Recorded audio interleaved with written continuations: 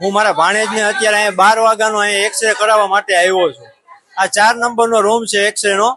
મને અહીંયા કોઈ એમ કેતું નથી કે તમે અહીંયા તમારો આના પછી વારો છે. કોકનું નામ તો દેવું પડે ને. અને અહીંયા ઓલા ભાઈ જે અંદર છે એ એમ કહે છે કે તમારે એક્સરે પડાવવો હોય તો પડાવો, ન પડાવો હોય તો તમારી ફાઇલ લઈને તમે રવાના થાવ. અને હું અહીંયા કહીને એને રિક્વેસ્ટ કરું છું કે મારો વારો કેના પછી તમે મને એનું નામ આપો, અથવા મારી આગળ કોણ છે કે મારી પાછળ કોણ છે એવું કોઈનું નામ જ નથી આપતા. અને એ ભાઈ એમ કહે છે કે તમે તમારી રીતે તમારે કરાવવું હોય તો કરાવો, ન કરાવો હોય તો ના પાડી. વચ્ચેથી વાળા લઈએ જ છે ને, સ્ટાફ વાળા આવે કે એના કોઈ સગા વાળા આવે તો એમને જ અત્યારે અમે 3 કલાકથી તો હું ઈ જ જોઉં. વર્તન નથી સારું, બહુ ગેરવર્તન કરે છે. એનું કોઈ ટાઈમ લિમિટમાં કોઈને કઈ કેતા નથી કે તમારો અડધી કલાક પછી વારો આવશે. હું અત્યારે જમ્યા વગરનો અહીંયા સવારનો આમ બેઠો છું. 12 વાગ્યાથી હું અહીંયા આટા મારું છું.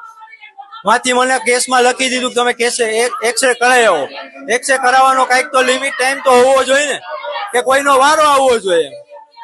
આગળ પાછળ કોઈનો વારાનો નંબર નથી આપતા, નહીં કોઈ જાતનું કઈ અંદર ફાઇલ લઈને રાખી દે છે. એના કોઈ સગાવાલા આવે કે એના કોઈ રિલેટિવ આવે કે કોઈ સ્ટાફ વાળા આવે તો એ લોકોને અહીંયા એને પેલા વારો આવી જાય છે. એનું નામ અહીંયા બહાર આવીને બોલે કે ભાઈ હાલો આ ભાઈ નું નામ આવ્યું એટલે એ ભાઈને આગળ લઈ લીધા.